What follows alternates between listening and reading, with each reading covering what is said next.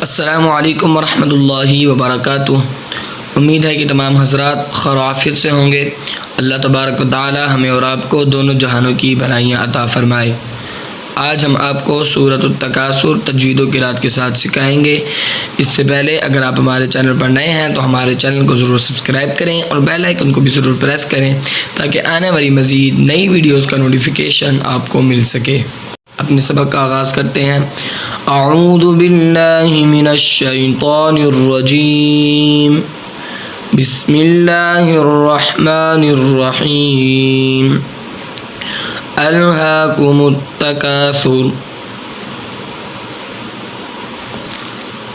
را جب کلمے کے آخر میں ہو اور اس پر وقف کرنا ہو تو اس سے پہلے اس کو را مکوفہ کہتے ہیں۔ اس سے پہلے اگر زبر یا پیش ہو تو یہ را پر ہوتی ہے، اگر زیر ہو تو یہ را بریک ہوتی ہے۔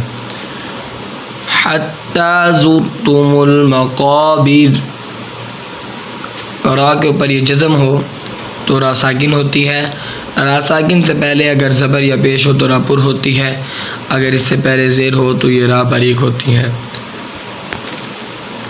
مقابر، یہ را مکوفہ ہے، اس سے پہلے زیر ہے، یہ را بریک ہوگی۔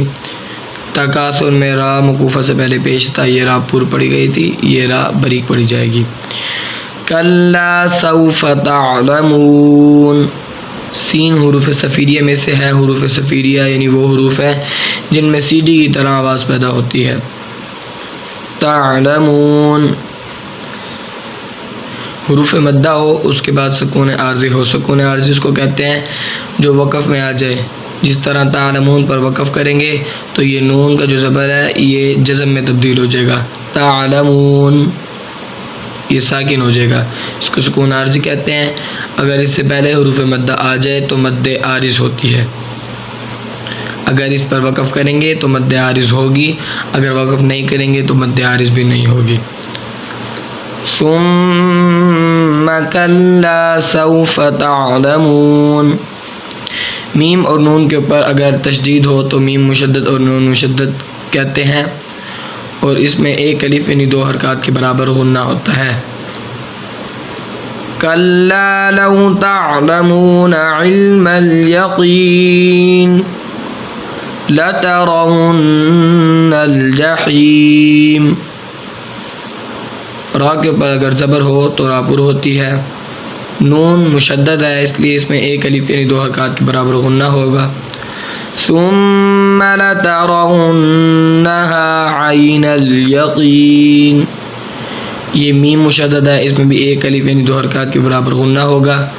لترا، یہ را پر ہے کیونکہ اس کے اوپر زبر ہے۔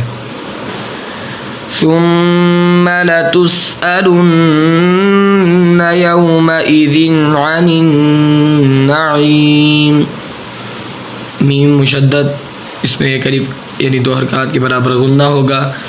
یہاں پر نون مشدد ہے، اس میں بھی غنہ ہوگا، اور یہاں پر بھی نون مشدد ہے، اس پر بھی غنہ ہوگا۔ اور نعیم یہ مد عارض بھی ہو رہی ہے۔ تعلمون، تعلمون، علم الیقین، جحیم، عین الیقین، نعیم، پہلی دو آیتوں کے علاوہ ہر آیت کے آخر میں مد عارض ہو رہی ہے۔ ایک مرتبہ ملا کر پڑھ لیتے ہیں۔ بسم اللہ الرحمن الرحیم۔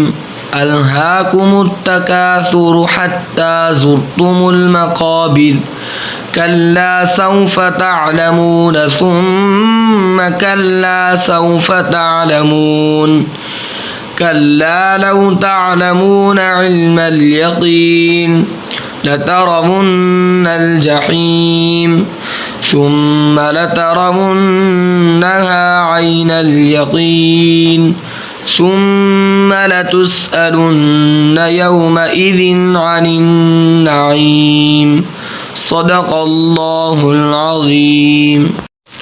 امید ہے کہ آپ کو ہماری یہ ویڈیو پسند آئی ہوگی۔ اس ویڈیو کو لائک شیئر کریں، چینل کو سبسکرائب کریں۔ ملتے ہیں اپنی نیکسٹ ویڈیو میں، تب تک کے لیے اللہ حافظ۔